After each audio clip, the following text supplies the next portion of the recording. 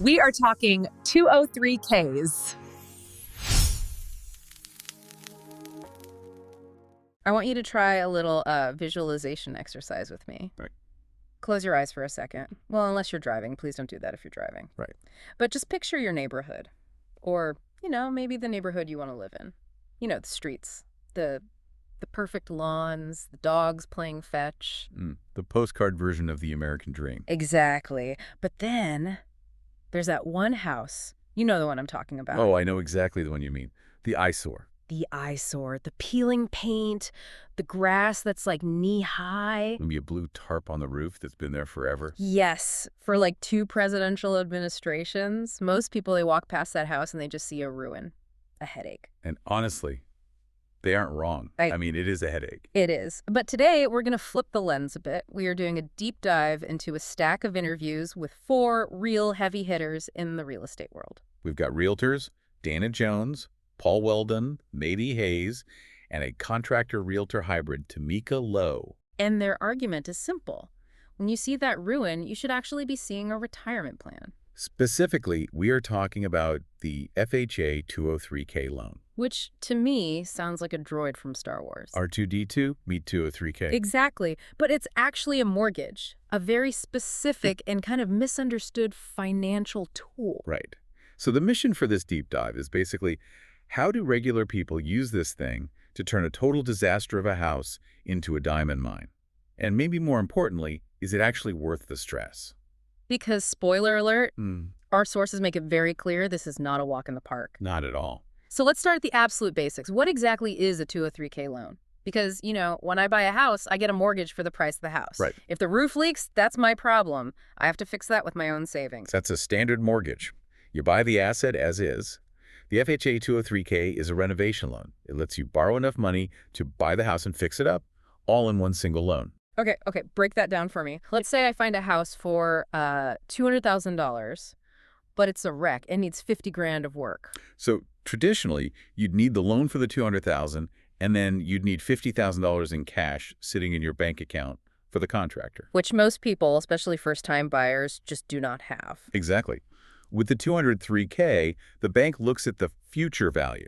They say, okay, it's 200 now, you're putting 50 in, so the total loan is 250. You get one loan, one monthly payment on that total amount. So the bank is basically paying for the renovation, but at mortgage interest rates. Which are way, way lower than a credit card or a personal loan. That sounds fantastic. I mean, why isn't everyone doing this? Because, to quote our sources, it is a beast. A beast. It is bureaucratic, it is slow, and it requires a very specific kind of team. Let's talk about that team.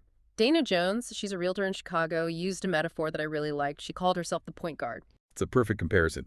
A normal deal is pretty linear. You've got the buyer-seller loan officer. Right. With a 203K, you have a whole starting lineup.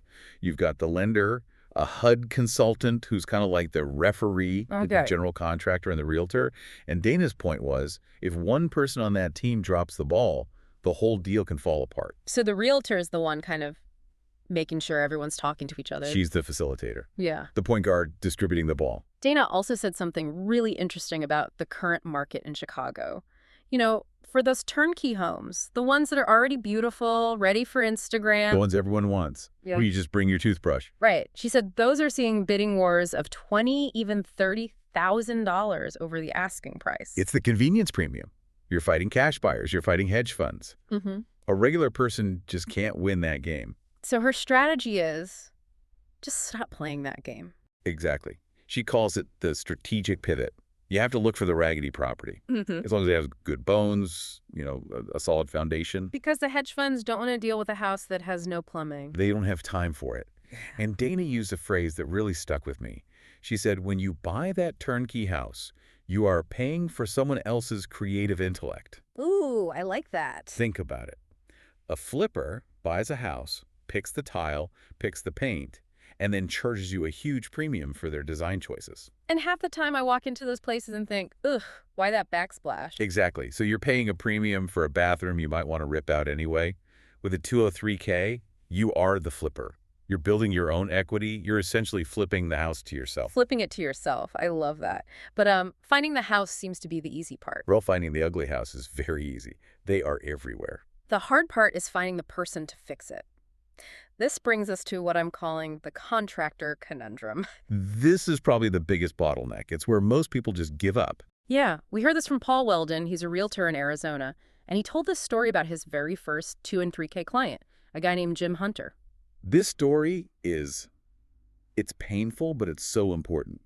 So Jim wants to buy a foreclosure, and this house is rough. I mean, missing a water heater, no AC unit, peeling lead paint. Which for a normal mortgage is a death sentence, A right? standard FHA loan, yes. An appraiser walks in, sees that, and the bank immediately denies the loan. They won't lend on a house that's technically unlivable. But the 2 and 3K is designed for the unlivable house. That's the loophole. So getting the loan approved wasn't the issue. The issue was the contractor. Yeah. Paul and Jim spent 2 months calling contractors. 2 months. 2 entire months. Yeah. And nobody would touch it. Why? I mean, how hard is it to install a water heater? Oh, they weren't scared of the work. They were scared of the paperwork. Bureaucracy. The silent killer. It's a federal program. Yeah. It has federal guidelines, specific forms, specific timelines. A contractor who's never done one looks at that sack of paper and just says, no thanks. Wow. It got so bad that Paul actually built a website, 203kcontractors.com. He had to. He realized if he couldn't educate contractors, he'd never close these deals.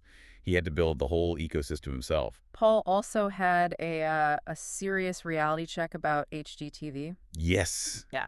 The HGTV effect. It has ruined us all. We all love those shows, right? They swing a sledgehammer in slow motion. Rock music plays. And 30 minutes later, it's a palace. And Paul was very blunt. He said, that is not real life. He said sometimes things on those shows are held together with super glue and Scotch tape just to get the shot. That's terrifying. I'm picturing my kitchen cabinets falling down. It is. But his point was about expectations.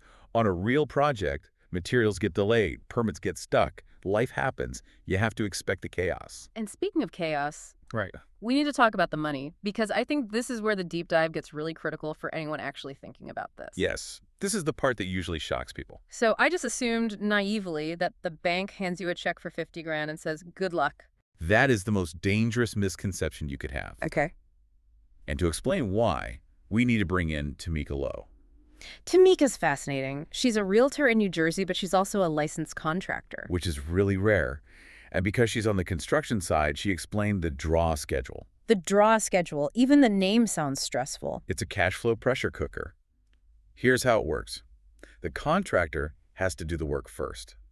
Wait, so they don't get money up front to buy materials? Generally, no, or very little. They use their own money to buy the materials and pay their crew.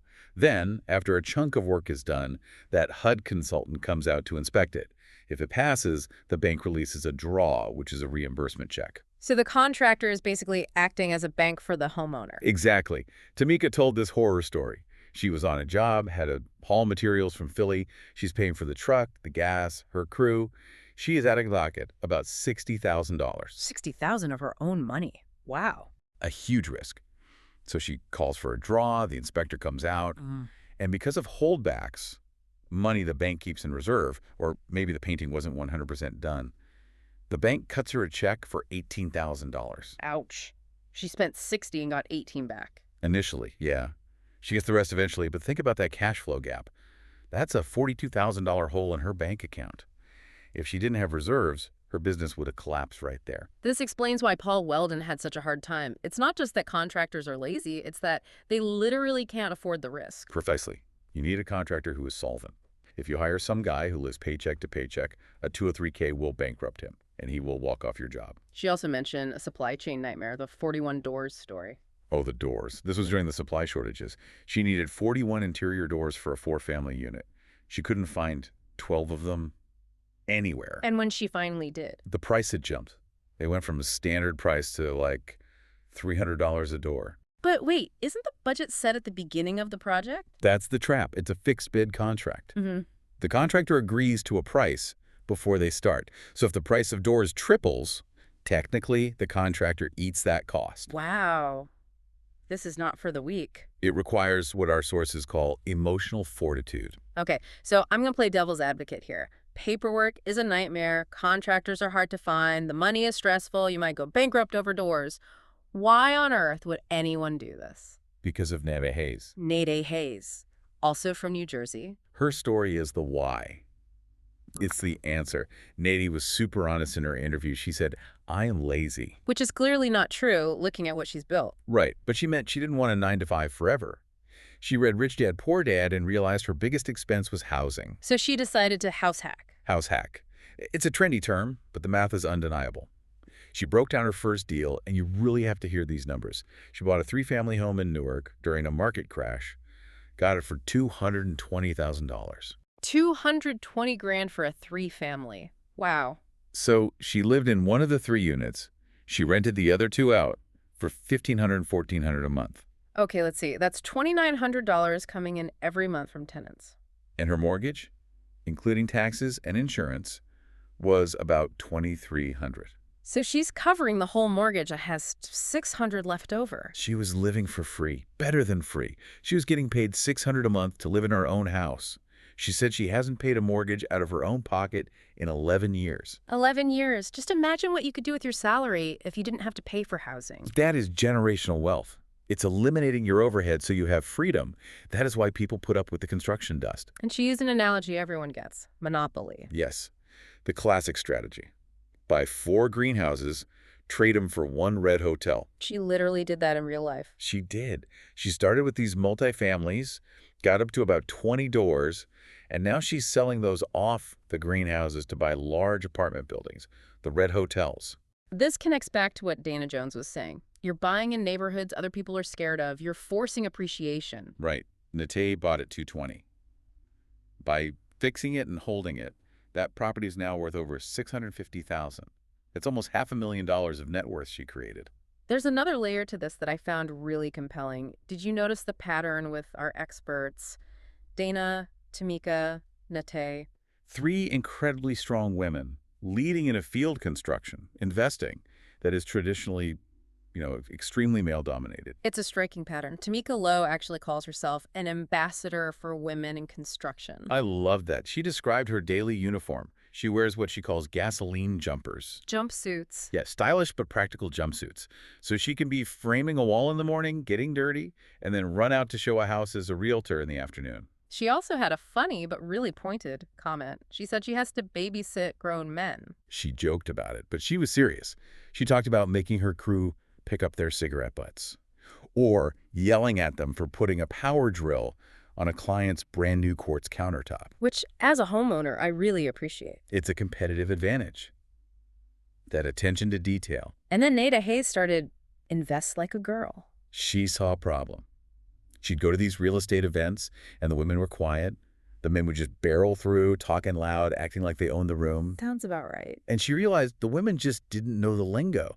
They didn't know what ARV meant. After repair value. Exactly, or cap rate. So she created these safe spaces for women to learn the language so they could sit at the table with confidence. And it's working. It is. She helped a friend buy a property who just cashed out $170,000 in equity. That changes lives. So let's bring it all home. We've got the point guard realtor, the nightmare supply chains, the monopoly strategy. The big question is still, is the headache worth it?